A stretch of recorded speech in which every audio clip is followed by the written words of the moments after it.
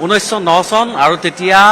ভাৰতত ব্ৰিটিছে শাসন কৰি আছে আৰু ব্ৰিটিছ ৰাজত্বৰ কালতেই নিৰ্মাণ কৰা হৈছিল মাজবাটত এটা ৰেল ষ্টেচন আৰু সেই ৰেল ষ্টেচনটোৱে অতিক্ৰম কৰিলে প্ৰায় 117টা বছৰ 117টা বছৰত এটা ৰেল ষ্টেচন কেনেধৰণৰ হ'ব পাৰে আপুনি হয়তো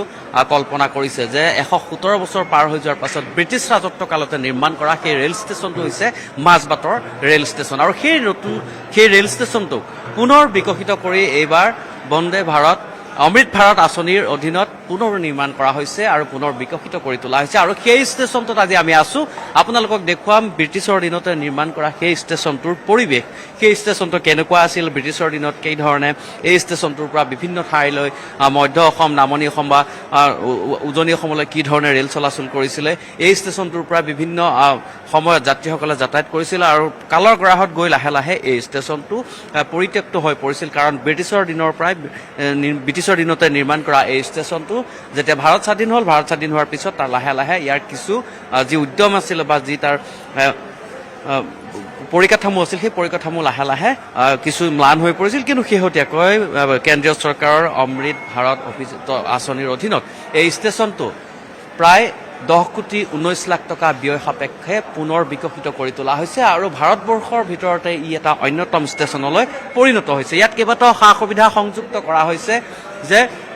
এই ষ্টেচনটোলৈ যদি কোনো যাত্ৰী আহে বা এই ষ্টেচনটোৰ পৰা যদি যাত্ৰা কৰিব বিচাৰে কোনো যাত্ৰীয়ে তেনেহ'লে যাতে কোনো ধৰণৰ অসুবিধাৰ সন্মুখীন নহয় কিছু সময়ৰ পিছতে ইয়াত এই ষ্টেচনটো ভাৰ্চুৱেলি প্ৰধানমন্ত্ৰী নৰেন্দ্ৰ মোদীয়ে পঞ্জাৱৰ জালন্ধৰৰ পৰা ইয়াক মুকলি কৰিব ভাৰ্চুৱেলি আৰু ইয়াত উপস্থিত থাকিব অসমৰ ৰাজ্যপাল লক্ষ্মণ প্ৰসাদ আচাৰ্য কেন্দ্ৰীয় ৰাজ্যিক মন্ত্ৰী পবিত্ৰ মাৰ্ঘেৰিটা সাংসদ দিলীপ শইকীয়া ৰাজ্যিক মন্ত্ৰী চৰণ বড়োকে ধৰি ৰেলৱেৰ যি মুখ্য প্ৰবন্ধক তেওঁলোক উপস্থিত থাকিব আৰু এই মুহূৰ্তত দেখিবলৈ পোৱা গৈছে প্ৰাণবন্ত হৈ উঠিছে ব্ৰিটিছ শাসন কালতে নিৰ্মাণ কৰা এই স্থানটো যদিও ইয়াক পুনৰ বিকশিত কৰা হৈছে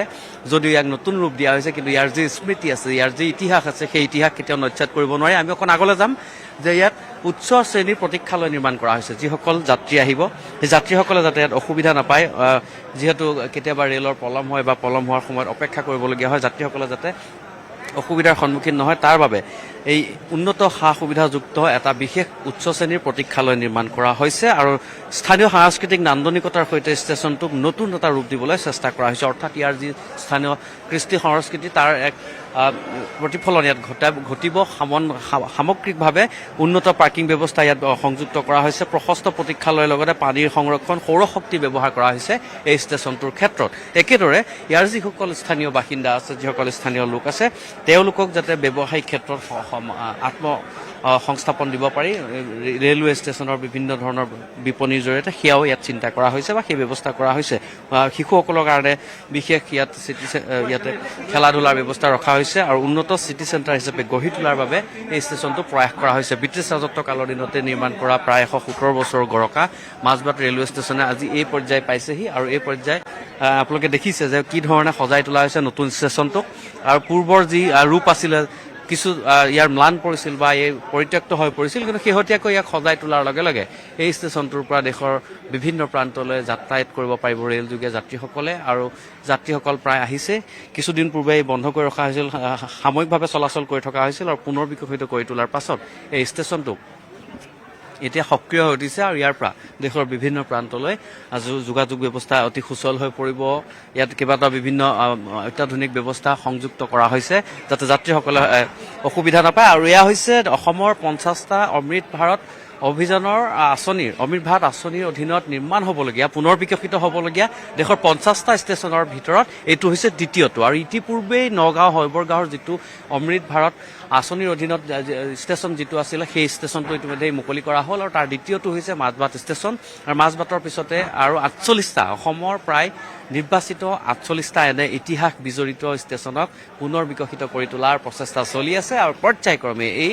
যিসমূহ ষ্টেচন আছে এই ষ্টেচনসমূহক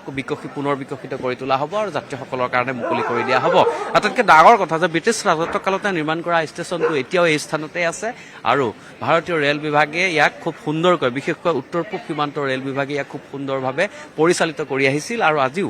সেই তাৰ ফলস্বৰূপে আজি পুনৰ অমৃত ভাৰত অভিযানৰ আঁচনিৰ অধীনত এই ষ্টেচনটো পুনৰ বিকশিত কৰাৰ পিছত কিছু সময়ৰ পিছত 2:30 বজাত প্ৰধানমন্ত্ৰী নৰেন্দ্ৰ মোদীয়ে পঞ্জাৱৰ জলন্ধৰৰ পৰা ভাৰ্চুৱেলি মুকলি কৰিব আৰু ইয়াত উপস্থিত থাকিব ৰাজ্যপাল সমন্বিতে কেইবাগৰাকীও ৰাজ্যিক মন্ত্ৰী কেন্দ্ৰীয় ৰাজ্যিক মন্ত্ৰী পবিত্ৰ মাৰ্ঘেৰিটা উপস্থিত থাকিব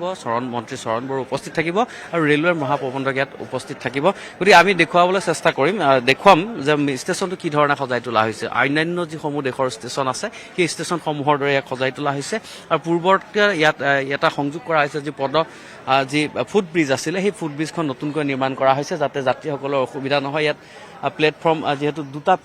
তিনিটা প্লেটফৰ্ম আছে গতিকে তিনিটা প্লেটফৰ্মৰ যোগেদি বিভিন্ন সময়ত কেইবাখনো ৰেলযোগে ইয়াত যাত্ৰীসকল উঠা নমা কৰিব পাৰিব বিভিন্ন স্থানলৈ যাতায়াত কৰিব পাৰিব যোগাযোগ ব্যৱস্থা উন্নত হৈ পৰিব আমি অকণ আগলৈ যাম ইয়াত যিসমূহ অত্যাধুনিক ব্যৱস্থা সংযুক্ত কৰা হৈছে আৰু সন্মুখ ভাগ খুব সুন্দৰকৈ সজাই তোলা হৈছে যিহেতু ব্ৰিটিছৰ ৰাজত্বকালৰ দিনতে আমি কৈছোঁ যে ইতিহাস বিজড়িত এটা ষ্টেচন গতিকে তাৰ কিছু আভাস দেখিবলৈ পোৱা গৈছে সন্মুখৰ যিটো গেট আছিল সেই গেটখনো ঠিক তেনেধৰণে সজাই তোলা হৈছে আৰু যাত্ৰীসকল ইতিমধ্যে আহিছে বিভিন্ন স্থানৰ যাত্ৰীসকল ৰেললৈ অপেক্ষা কৰি থকা দেখিবলৈ পোৱা গৈছে স্থানীয় লোকসকলো আহিছে কাৰণ এটা নতুন যাত্ৰাৰ আজি আৰম্ভণি হ'ব এই ষ্টেচনটোৰ পৰা ইমান বছৰ ধৰি এই ষ্টেচনটো পৰিত্যক্ত হৈ আছিলে কিন্তু এইবাৰ এটা নতুন যাত্ৰাৰ আৰম্ভণি কৰিছে আৰু এই যাত্ৰা আচলতে দেশৰ বিভিন্ন প্ৰান্তলৈ ইয়াৰ পৰা যাতায়াত সুচল হৈ উঠিব আৰু ইয়াৰ জৰিয়তে এই ষ্টেচনটোৰ জৰিয়তে দেশৰ বিভিন্ন প্ৰান্তলৈ যাতায়াত কৰিব পাৰিব যাত্ৰীসকলে গতিকে ৰাজ্যপাল যিহেতু আহিব কিছু সময়ৰ পিছতে ৰাজ্যপাল অহাৰ বাবে প্ৰস্তুতি প্ৰায় সম্পূৰ্ণ হৈ উঠিছে সিটো অকণ আগলৈ আমি চাম সিটো দিশত কিছু অনুষ্ঠানৰ আয়োজন কৰা হৈছে আনুষ্ঠানিকভাৱে যিহেতু মুকলি কৰিব অনুষ্ঠানৰ আয়োজন কৰা হৈছে সাংস্কৃতিক অনুষ্ঠানৰ আয়োজন কৰা হৈছে আৰু ৰাজ্যপাল উপস্থিত হোৱাৰ পাছতেই ইয়াত প্ৰধানমন্ত্ৰী নৰেন্দ্ৰ মোদীয়ে জলন্ধৰৰ পৰা তেওঁ ভাৰ্চুৱেলি এই ষ্টেচনটো মুকলি কৰিব আমি বাহিৰৰ পৰা দেখুৱাম খুব সুন্দৰভাৱে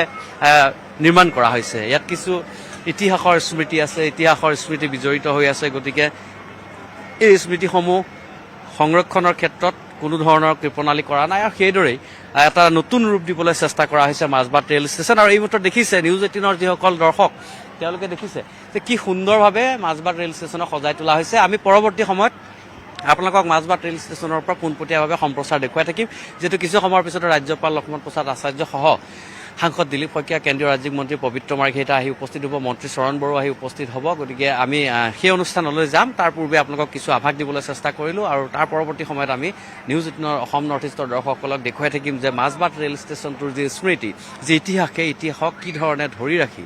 এক আটকধুনীয়া ৰূপত সজাই তোলা হৈছে আৰু স্থানীয় যিসকল লোক আছে তেওঁলোকৰ আৰ্থসামাজিক দিশটোৰ প্ৰতিও লক্ষ্য ৰখা হৈছে যাতে সেই লোকসকলেও এই ষ্টেচনটোৰ জৰিয়তে লাভান্বিত হয় বা তেওঁলোকে আত্মসংস্থাপন লাভ কৰে ধন্যবাদ নিউজ 18 অসম নৰ্থ ইষ্ট চাই থকাৰ বাবে